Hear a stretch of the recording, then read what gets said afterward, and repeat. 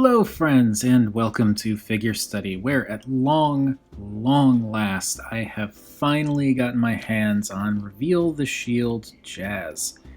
I have actually been low-key stalking this figure for a very long time. I'm sure most of you know how it goes, where you've got one of those figures that you definitely want, but it's not super hard to get. It's not very expensive, so you don't have to look for like special deals, and other stuff keeps coming up and you end up constantly putting it off. that's basically what Reveal the Shield Jazz was for me. But I finally got him, and oh boy, I should have got him sooner. This toy is fantastic. Now, first off, I don't care about his vehicle mode. I'm not enough of a car guy to care how accurately this portrays whatever car this is trying to not quite portray, because as I understand it, I think this is like a not real car. I know he normally is some kind of Porsche. This does not appear to be a Porsche. It seems a little too square for that, but it's got similar-ish hits here and there with like the spoiler and the higher wheel wells in the back.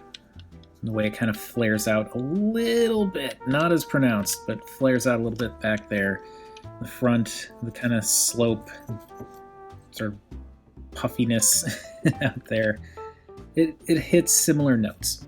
I mean, it looks like Jazz primarily because it's a white sports car with the stripe going down the middle, and that works for me. Now, as for the deco, I like what they did here, but I also feel like they could have done more, which is pretty much always the case. I do know there's a repro label set for this guy. I'm not sure if I'm going to get it or not.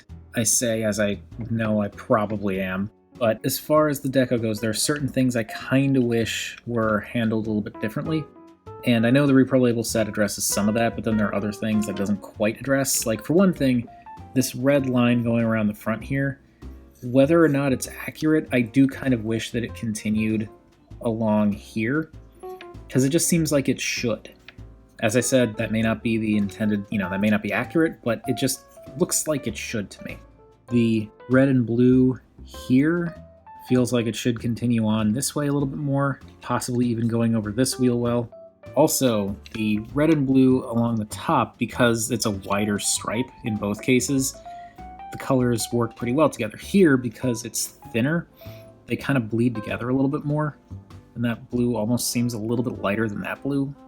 I don't know if that's just the application, but yeah, there's just little things. There's also the fact that the back window doesn't have anything. You can kind of see there's almost like a stripe here that doesn't continue. There's molded taillights and tailpipes back there that are not colored in. So it's little things that I feel like they could have done. The wheels, I don't know that the rims need to be silver, but I feel like that would help. It's all stuff that I know the repro label set addresses most of it, and also I could paint it myself, which I probably will end up doing at some point. Also the grille. Like that it's there, but it definitely would benefit from being colored in, and possibly whatever this is down here.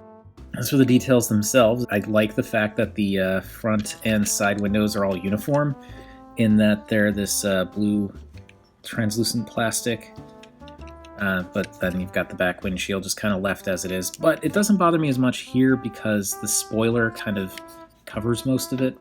The white for the hood being off, like noticeably off when compared to the the white plastic for the rest of it, is a little bit disappointing. It's an off-white that almost feels like it's some kind of pearl color. Not pearlescent, but just like the color is almost like a pearl color, whereas this is like a much brighter white. I don't know, it stands out to me. It doesn't ruin it for me, but it's very noticeable in certain lighting conditions, like, say, under studio lighting. And the headlights, I like the fact that these are done in separate plastic. I think that's cool. I always appreciate that, and it definitely pops against the white. But the dark blue, it doesn't stand out to me very well in just interest-wise. Like, this blue seems a little too close to this blue. I feel like maybe if they had gone with a different color or possibly a much lighter blue, then these would look a little bit better. And as I said, along the back, there's not really much there. And the underside, got all this junk that looks like a folded up robot. Oh, and the 4s on the doors there. Now, I know I usually complain about the translucent plastic for the windows. This time it doesn't bother me as much because, one, it's tinted plastic and it's a little bit on the dark side, so it's not as painfully obvious when you're looking at robot junk. And two, the robot junk's not like crammed up against the windscreen the whole way, so it's like there's a little bit of room in there. It's okay. It's not as blatantly obvious. But anyway, let's move things along because, vehicle modes not really not really the biggest interest for me. So here's Jazz with gotta readjust. Here's Jazz with downshift, and it's I don't know, seeing them side by side, it does make Jazz seem a little stark. Like, downshift could still use more color here and there, but like he's got this nice silver in the grille, the silver bumper, silver in the rims, the deco going along the side, the black hood, the silver engine. Jazz, it's sort of like white plastic, black plastic, a few tampos, and a little red stripe in the front. And yes, I know this is painted, but it's just kind of, yeah. And here he is with the duck tank. Alright, so before I transform Jazz, I am going to remove his weapon stuff, and I don't know, maybe I'm going to start covering accessories more in these videos, maybe not. For some reason, I'm just feeling like I want to. So I'm going to pop this out, because this is his gun. And we'll look at that in a little bit more detail later. And then for the other bits, I'm actually going to leave them attached, but I suppose I should show them off in vehicle mode. You can open his doors, which, yay, you can open his doors. And then these, there's actually a little notch and peg-ish thing here that kind of keep these in place. Basically, you can unpeg these and swing them around, and then this entire section of the window actually hinges around, which allows you to bring these around and give Jazz big speakers, because why not? It is an option. And then when going back, you basically just want to rotate it around, and then this goes up and swings around, and this, you can kind of see where it's tabbing in right there. That keeps it lined up properly so that you can close the door without any problems. And swing that back. And okay. Now let's turn him into a robot.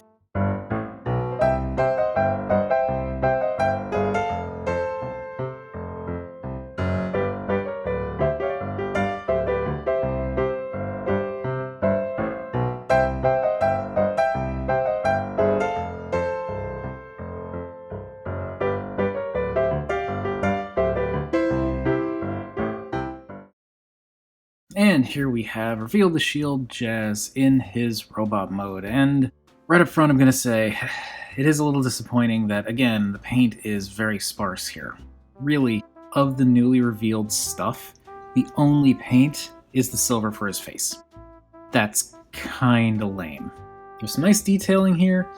There's some interesting engineering. I like the bits of like automorph that kind of stretch out the shins to fill that in. But he doesn't have much paint, and that sucks. I'll probably get repro labels and do some painting on it myself. But anyway, that aside, this Jazz looks kind of spectacular. He definitely evokes the classic Jazz look, both in the cartoon and the toy. More so the toy because of the wings, the door wings, but he's got that look. He's got the appropriate head, which we'll see in more detail in a minute, the appropriate hood chest, the appropriate door wings, the kind of awkward back of the car calves, and it definitely is, if you're familiar with Jazz, you're going to look at this and know it's Jazz. The color breakup's not bad either. You've got a lot of black and white with a little bit of gray kind of down here, which is actually evocative of the G1 toy, which it's one of those extremely rare cases where I actually own the G1 toy and remember certain elements of it. Like the fact that his feet were basically just these flaps that flipped up to kind of fill in the void where his shins were, so he didn't really have feet. It was more like just a plank that came straight down. And the way that these are designed, it's very evocative of that design, of like the little grid pattern and almost like the same kind of slope. But then, of course, obviously he's got actual feet. But yeah, I appreciate that detail. I appreciate the details in general because, there's some nice molding in here, both along the shins and the feet. I like the fact that his feet are a little bit stumpy, but still nice and broad. There's some nice molded detail on the insides of the legs here, even on the kind of below the knee here, not just inside the calves. The hips have some nice molding in them, and even he has his little side pod things that I kind of remember from Downbeat, which, unfortunately I don't have Downbeat anymore, so I can't do a direct comparison there, but it's me. I never hold on to things for very long, do I? The midsection, if I move this up, which, we'll talk about that in a minute. Move this up, you can see a little bit more clearly the midsection detail there, which does look nice. And there's even some molded details in the bits that you don't really see. Bring that back down. There's foot chest, as we know. The arms, also some nice molding, but I mean, it's not as easy to see the detail in the black. But I will say this about the white. Unlike Siege Ratchet that we recently looked at, the white on Jazz here, because it's a little bit more of an off-white as opposed to like a bright white, the details are a bit more noticeable. They don't get lost as easily. He's got these kind of banded forearms, and I like the little kind of cuff that comes over past the back of the hand. For some reason, that's a detail that I always like on forearms. It kind of makes it look like he's got some kind of partial gauntlet on. And the hands, which I like that they're not molded in just, fists like this. There's actually like a slight openness to the hand. I also like that they're on ball joints. I don't normally cover articulation, but I appreciate the fact that his hands are on ball joints because it lets them rotate and wiggle a little bit. And that's nice. And then quickly turning him around in the back, you can see not really a lot of kibble on this guy. He's got like the car hood or roof back here, but like it tucks in so close to the back that it's just his back. It works really well. I really like that.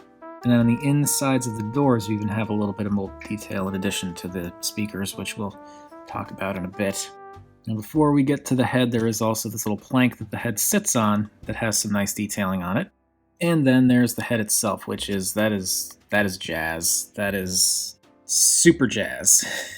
It's, I don't know, just the angles of the helmet, its little ears, the hard to see blue visor, and the silver face, and like what could be a little goatee there maybe.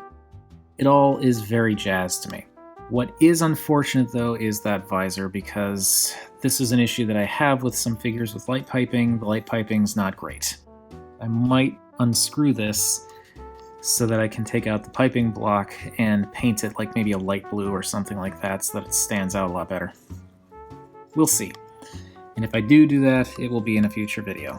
But yeah, it looks good, and sort of like the rest of his body, it's very much Jazz, but like with a bit of an edge to it.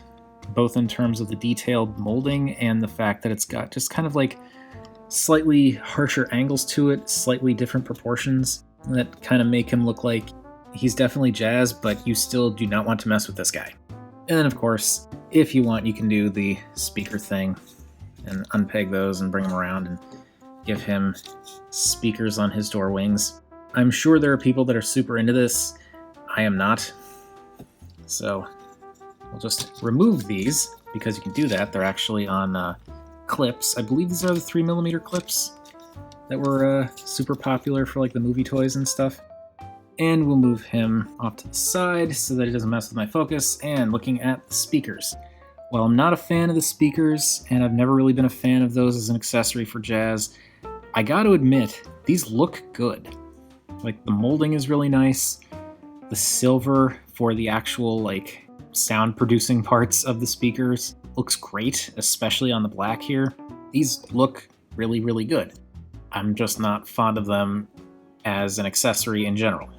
Even, like, the arms themselves have a little bit of molded detail on them. So, now that we've got the speakers pulled off, we can bring out his gun, which can be used as, like, this little pistol, and that's totally fine. And it's also got some nice molded detail on, which doesn't stand out super well with the dark plastic. Can hinge this forward and up to give it more of a longer classic pistol look.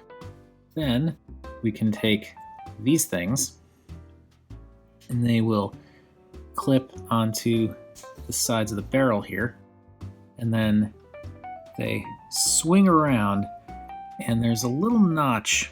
Oop, keep it on camera. There's a little notch right here that will actually slide over this little notch right here, or a little tab thing to hold them in place. And that makes the pistol into this like big blaster. There's even little like blaster openings there, which is cool. I like this as a functional design. I definitely feel like it could use some obvious paint detailing in this configuration because all that nice silver is now on the inside where you can't see it. And I also think it sucks that these arms are done in that white plastic because that's really obvious. It doesn't look super great. But he can put it in his hand and he can hold it and it looks good. As I said, very glad I finally got this figure because it's a really good figure. It's a really nice Jazz. It looks really cool. The only thing that sucks about this is this. The torso does not lock in place. And I don't know why they couldn't do that, because it seems like it couldn't have been that difficult to engineer something. Because there's so much clever about this. Like even the fact that the little hole that opens up in the hood there, those bits split apart and end up like on the inside of the torso. It's a very interesting, and as I kind of covered, it's a clean transformation. I just wish there was something that, you know, allowed this to soft lock in place maybe. But at the same time, because of the way the figure is, like he's not gonna... Okay, but like if he's standing, if he's posing, it's not gonna just like come up on its own because, you know, gravity and all that. It just stinks that, you know, if you're moving his arms, you kind of have to hold him like this and then do all that. Just, you know, I have the same issue that everyone else has with this toy, basically. But other than that, he is a spectacular Jazz. As I've said, I really like this toy. I'm very glad I finally got him because he's definitely worth the wait. But I probably should have gotten him sooner because he's that good. Anyway, here he is with downshift, and he's, I want to say, about maybe half a head taller.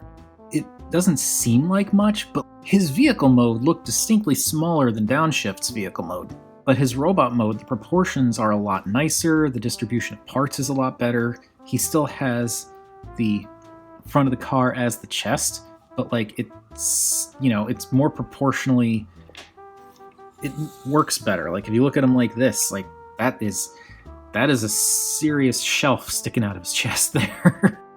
So yeah, it's I forget how many years apart these guys were, but still, it's impressive. Smaller looking vehicle mode, but then bigger looking robot. That kind of stuff always impresses me. And because he's the only other Reveal the Shield figure I currently have, here he is with Reveal the Shield Lugnut, so you can get an idea for how big he is there. Granted, Lugnut is Lugnut, so he's a little bit more on the stocky side, and also he's clearly not standing straight up, but just to give you a general idea. And here he is with the duck tank. So that is it for Reveal the Shield Jazz. As I said, and have continued to say, he's an incredibly good figure, and I think plenty of other people have said this as well. I do have my nitpicks, many of which are the same nitpicks that other people have, like the hood chest thing being floppy. There's a distinct lack of paint in robot mode, and I mean some of the paint is lacking in the car mode too, but like the transformation works really well and is clever, minus this not tabbing in.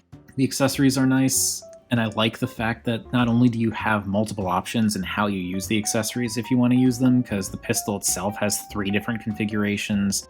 The speakers can either stay tucked around the back or brought to the front or clipped onto the gun. I also love the fact that they store in vehicle mode, and not just like peg the gun on the roof, they actually store. I always love it when a figure does that.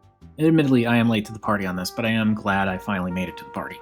But anyway, that's enough about what I think of Reveal the Shield Jazz. What do you all think of this figure? I mean, I can guess, because as I said, this figure is pretty much universally loved. Whatever your thoughts, feel free to chime in down below. I always enjoy hearing from you all. And remember, art is more than meets the eye.